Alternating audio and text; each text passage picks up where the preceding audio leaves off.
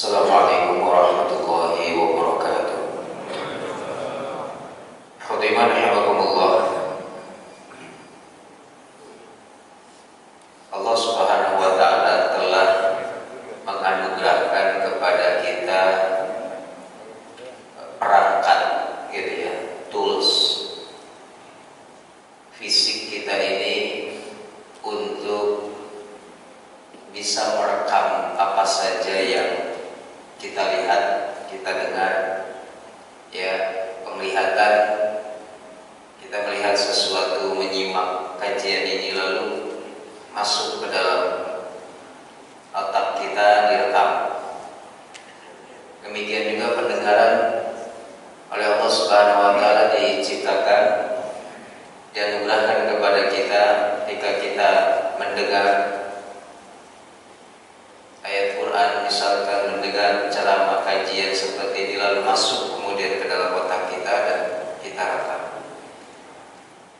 Jadi tools atau perangkat-perangkat ini Allah ciptakan untuk merekam semua. Walaupun ada yang daya rekamnya itu baik, bagus, ada yang daya rekamnya mungkin sudah lemah. Ya, setiap yang disampaikan lupa lagi misalnya. Itu daya rekamnya sudah mulai melemah. Dan bukankah bumi ini pun merekam segala sesuatu? Dalam hadis Nabi disebutkan setiap jejak langkah kita yang dilakukan oleh anak keturunan Adam itu direkam oleh bumi. Sehingga dalam surah Az-Zalzalah Allah menegaskan yauma idzin tuhadditsu akhbaraha. Pada hari itu, hari apa Pak? Pada hari itu hari apa? Bukan hari Sabtu, hari apa? Hari kiamat. Az-Zalzalah, kan saya sudah sampaikan daerah rekamnya sudah mulai lama. Padahal baru mulai. Pada hari itu hari kiamat, tuhadditsu akhbaraha. Bumi itu bercerita, mengabarkan semuanya tentang kita. Si fulan melakukan apa? Bersaksi nanti bumi. Jangan dikira tanah tempat kita berpijak. Ya, setiap sudut dari ruangan masjid ini, karpet dan lain sebagainya, itu bisa bersaksi nanti. Di saat yang saat ini kita bisa bicara, bisa ngomong, bisa bersaksi, yaitu mulut bisa bicara, nanti di sana di balik mulut itulah yang dikunci. Yang tadinya nggak bisa bicara, nggak komentar apapun, dia yang akan ngobrol. Nah, biasanya yang nggak pernah komentar akan jauh lebih jujur. Tangan, kaki, ya, dalam Al-Quran surah Yasin, dia yang akan bersaksi, dia yang akan berbicara. Selama ini tangan dan kaki nggak ngomel, nggak ngelarang, nggak komentar apapun, diam aja. Tapi yang diam ini jujur. Sedangkan lisan kita itu saat ini yang ngobrol gitu ya, bla bla bla, bisa apa, berbohong gitu ya, bisa kemudian mengelak, bisa membantah. Tapi nanti itu yang dikunci. Justru yang nggak pernah bicara dan nggak pernah komentar apapun itu yang bicara nanti di hadapan. Dan ketika itu mereka lebih jujur dibandingkan lisannya, ya. Makanya jangan dikira setiap langkah kaki kita ke masjid, ke tempat-tempat kajian, majelis ilmu itu akan menjadi saksi. Ya, bumi itu akan bersaksi karena semuanya merekam. Anggota tubuh kita merekam, ya. Setiap jejak atau langkah-langkah kita dalam kehidupan, apa yang sudah diperbuat, apa yang sudah dilakukan itu direkam, ya, dan akan dimintai pertanggungjawab. Demikian juga dalam hidup Allah menciptakan berpasang-pasangan. Ya, ada laki-laki, perempuan, siang, malam, ya, termasuk ada bahagia, ada sedih. Ini sunatullah, ya. Sunnatullah yang memang sudah Allah tetapkan dalam kehidupan manusia. Misalnya dalam ada yang namanya senyum, ada yang namanya tangisan atau tertawa dan tangis. Itu jangan dikira itu hanya sebuah peristiwa alamiah. Itu adalah Allah menciptakan. Ya, di dalam Al-Quran surah An-Najm bahkan ayat 43 sampai 46, senyum dan tawa itu wa annahu huwa abhaka wa abka, kata Allah, dialah yang membuat kalian tertawa, tersenyum, dan membuat kalian menangis. Ya, senyum kakaknya lah ketawa itu kan. Bahkan para ahli menyebutkan secara penelitian senyum atau tertawa itu sehat untuk fisik dan psikis. Ya, karena saat kita tersenyum, bahagia, kita tertawa, tubuh itu melepaskan satu hormon yang namanya hormon endorfin. Ya, hormon ini itu bagus bagus untuk daya tahan tubuh, untuk kebahagiaan. Itu dilepaskan hormon endorfinnya itu. Ya, anti stres namanya gitu. Jadi hormon endorfin dilepaskan ketika kita senyum, ketika kita bahagia, ketika kita tertawa. Berbeda kalau kita marah, stres gitu, kayak sedih, itu ada hormon kortisol namanya, atau hormon adrenalin. Ya, hormon ini menurut penelitian bisa membuat orang cepat tua. Gitu. Ya, bisa membuat kemudian datangnya penyakit. Ya, ketika orang, apalagi yang lebih berbahaya kalau kita menciptakan sendiri hormon tersebut. Seperti apa? Meratapi diri sendiri, Allah, hidup saya kok begini ya, kok saya. Nah, itu dia ciptakan sendiri hormonnya, Pak. Wah, itu jauh lebih cepat tuanya. Boros umurnya gitu. Umur 30 masih udah kelihatan 65 misalnya. Ya. Tapi orang yang senyum, bahagia gitu kan, yang tertawa, itu tadi daya tahan tubuh lebih bagus. Ini penelitiannya sih. Ya.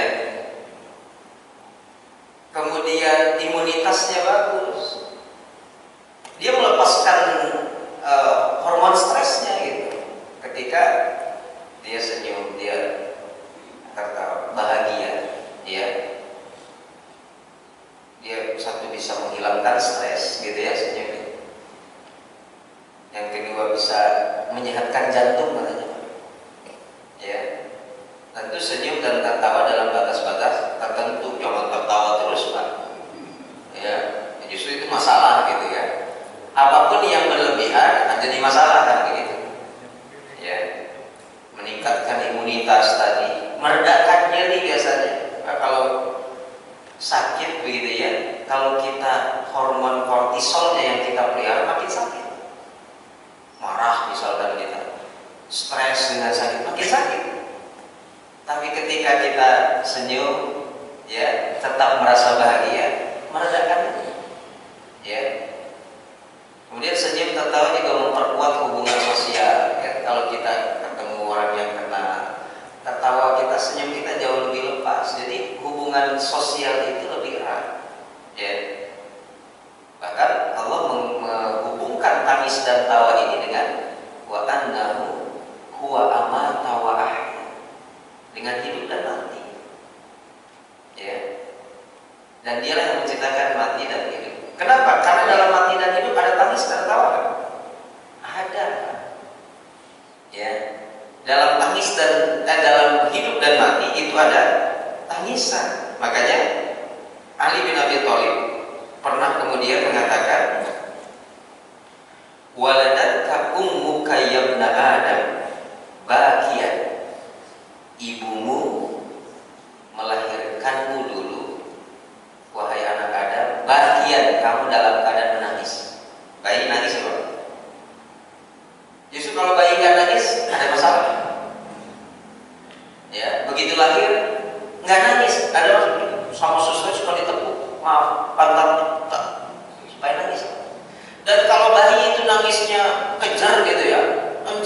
bagus. Kata dokter, oh bagus. Anak bapak sehat. Nangisnya kencang atau lemas gitu. Jadi bapak jangan begini. Alhamdulillah anak saya masoleh baik. Waktu lahir itu nggak nangis nih. Oh jelek itu. Itu masalah itu, Bu. Ya. Ini kata Ali bin Abi Thalib, kamu kayak benar ada bagian. Ibu mau melahirkanmu dulu, kamu nangis, gitu ya. Kamu dalam keadaan nangis. Wan nasu haulaka yadhakuna sururan. Tapi orang-orang di sekitarmu tertawa gembira, kan ya? Bapaknya ketawa, senang, gembira, senyum, ibunya bahkan secara psikologi bayi itu harus disodorkan ke ibunya, diperlihatkan, alhamdulillah bayinya sehat, laki-laki atau perempuan sehat. Nah, itu tuh ibu yang sudah melahirkan itu yadhakuna sururan, padahal baru saja merasakan sakit bahkan antara hidup dan mati. Tapi begitu lihat bayinya saja yadhakuna, ketawa, senyum, sururan, bahagia. Ya, itu dihubungkan makanya tangis dan tawa dengan hidup dan mati. Fa'mal liyaumika an takuna idza bakau fi yaumi mautika dhahikan masrur. Maka berupayalah, beramallah ya dalam hidupmu agar orang-orang menangis di hari kematianmu dan engkau tertawa bahagia. Dibalik ya. Jadi waktu lahir kita nangis. Orang sekitar kita, ayah kita, ibu kita, kakek kita, nenek kita, ketawa, bahagia. Ya. Tapi kata Ali, beramallah kalian, berusahalah kalian agar di hari kematianmu orang-orang yang tadinya tertawa bahagia jadi menangis, dan kamu yang meninggal jadi bahagia. Wa annahu amatawa. Ya. Nah makanya tidak ada dalam kehidupan dunia ini, maksudnya orang yang bahagia terus. Tadi saya nggak berharap bapak ketawa terus. Setelah mendengar ini katanya sehat, ketawa dari sini sampai rumah ketawa, bukan ya? Ya, saya ikut bertanggung jawab berarti di sini. Tapi jangan juga bapak itu menangis terus, karena memang dalam Al-Quran tangisan banyak jenis-jenisnya kan. Di Quran itu, dalam hadis juga ada tangisan yang sifatnya manusiawi ya. Contoh ketika Nabi putranya wafat, kemudian para sahabat lihat Nabi itu meneteskan air mata. Kenapa menangis ya Rasulullah? Ini rahmat kan. Ya, itu manusiawi kan. Ketika orang yang kita sayang, anak, mungkin orang tua, pasangan meninggal, kita nangis. Jangan disebut cengeng. Ya, selama tangisannya bukan niyahah, kata Nabi, bukan meratapi, menyalahkan Allah, takdir dan lain sebagainya. Itu tangisan manusia biasa. Ada tangisan perpisahan ketika Nabi haji wada. Beberapa bulan sebelum Nabi wafat, Nabi sering memberi nasihat wasiatnya itu selalu meneteskan air mata. Ternyata itu tanda-tanda perpisahan. Nah, setelah Nabi wafat 2 bulan, nggak sampai 3 bulan gitu ya, Nabi kan wafat ketika haji, nggak sampai 2 bulan atau kurang dari 3 bulan, itu Nabi wafat. Zulhijjah Nabi wafat, Rabiul Awwal, Muharram, Safar, Rabiul Awwal. Ya, nggak sampai 3 bulan. Tangisan perpisahan. Ada yang namanya tangisan palsu, Pak. Tangisan buaya. Siapa? Saudara-saudaranya Yusuf. Dalam Al-Quran surah Yusuf ayat 16-17 itu kan, mereka nangis dan menyampaikan, ayah, Yusuf sudah dimakan serigala. Ini bajunya penuh dengan darah, padahal itu darah binatang lain gitu, yang dioleskan, yang dijadikan ke tempel ke bajunya Yusuf. Dia nangis, tapi tangisannya tangisan palsu itu. Orang menyebutnya tangisan buaya. Ya. Yang keempat, tangisan penyesalan. Ya. Dalam surat Taubah ayat 80, menyesal dengan dosa. Nah, itu tangisan yang akan menyelamatkan mata seseorang dari api neraka. Jadi ada 2 mata, kata Nabi, yang tidak akan tersentuh oleh api neraka. Ainun bakat an khasyatillah wa ainun tahrusu fi sabilillah.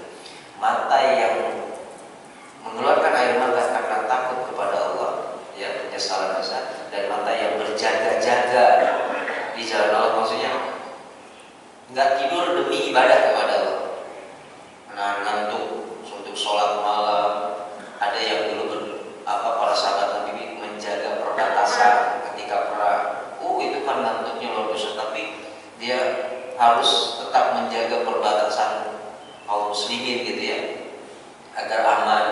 Nah, itu mata yang tidak akan tersentuh api neraka, kata Nabi SAW. Ya. Nah, Bapak Ibu yang dimuliakan oleh Allah Subhanahu Wa Taala, baru kemudian kita fokus kepada kebahagiaannya. Ya, yang kita ingin rekam itu tentu kebahagiaan. Tapi kita tidak nafikan bahwa dalam kehidupan kita ada bahagia, ada sedih, ada susah, ada senang, ada tawa, ada tangis, kan begitu. Itu sudah tuh. Tapi kita ingin bagaimana agar kebahagiaan itu tetap ada dalam kehidupan kita, gitu. Ya. Walaupun tadi saya sampaikan tidak ada kesimpulan kehidupan dunia itu, Pak, nggak ada kebahagiaan yang selamanya. Demikian juga tidak ada kesedihan yang selamanya. Itu udah kesimpulan hidup di dunia. Karena tempatnya itu bukan di sini untuk selama-lamanya itu. Ya. Nanti di akhirat, di surga ada tempat kebahagiaan selama-lamanya, di neraka adalah tempat kesedihan selama-lamanya.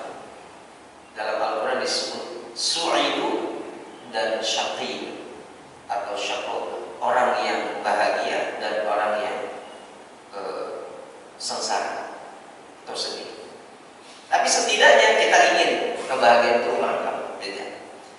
Bagaimana agar bahagia? Ibnu Qayyim al-Jauziyah kemudian menyebutkan setidaknya ada 6 agar kita bisa terus merekam jejak-jejak dan langkah-langkah kebahagiaan dalam kehidupan kita. Yang pertama, kata beliau,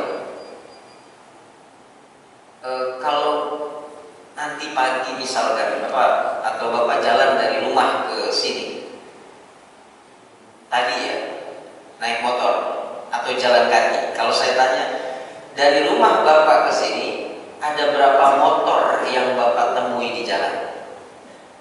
Ada yang bisa jawab? Saya taruhlah rumah Bapak ada sekitar 500 meter dari sini. Bapak jalan ya? Ada berapa motor yang Bapak temui di perjalanan, yang Ibu temui di perjalanan dari rumah sampai masjid tadi sebelum azan? Ada? Ada yang bisa jawab? Kenapa Bapak nggak bisa jawab? Karena nggak fokus ke situ. Nggak fokus ke situ. Jadi yang pertama kata beliau, bahagia itu fokus kita kemana? Kalau Bapak fokus dalam kehidupan pada hal-hal yang memang membahagiakan Bapak Ibu, maka Bapak bahagia. Coba. Tapi kalau fokusnya kepada hal-hal yang bikin Bapak Ibu sedih, maka Bapak Ibu sedih. Ya. Tergantung fokusnya. Pak, kenapa ke Baitur Rahim kajian? Lagi puyeng di rumah saya. Fokus saja di sini. Ya. Karena Bapak fokusnya di sini untuk mencari bahagia. Sebab kan memang janji Nabi ya, dalam hadisnya orang yang ada di majelis ilmu itu, Allah turunkan sakinah. Sakinah itu kan puncak dari kebahagiaan. Ya. Bapak Ibu lebih tenang di sini. Coba lebih tenang di sini dibandingkan Bapak nanti pulang pusing lagi Bapak memang. Ya. Di sini memang tenang. Saking tenangnya itu kan. Ya. Apa itu bonus Bapak? Ya, karena tidur yang paling nikmat katanya lagi dengan khutbah Jumat dengan kajian gitu. Saya makanya belum pernah nyoba kali Pak. Lagi Jumatan gitu. Ya. Kan nggak mungkin khotib tidur. Ya. Nah, jadi fokus kita apa? Kalau saat ini Bapak ingin bahagia, fokus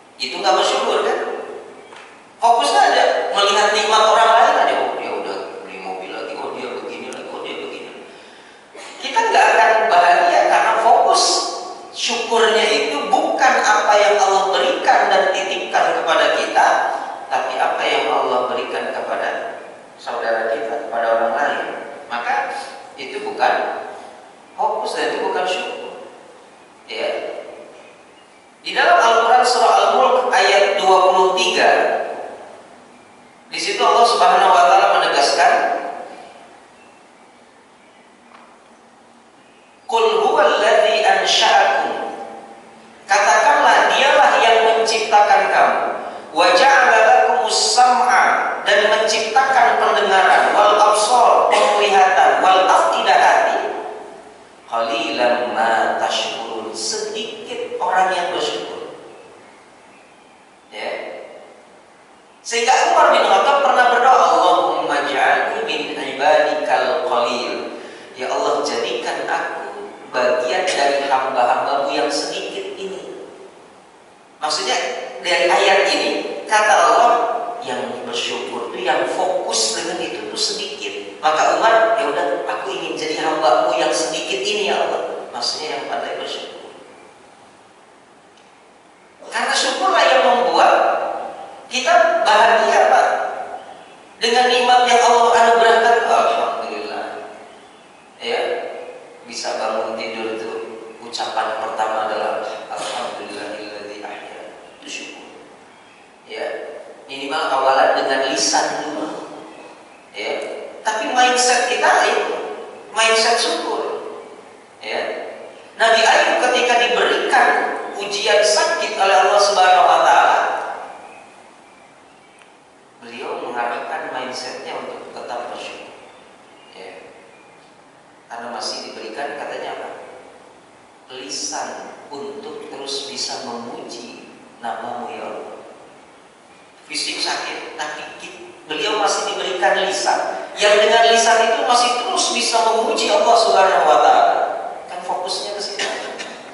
Coba kalau Bapak diberi sakit, fokusnya kepada sakit, tadi saya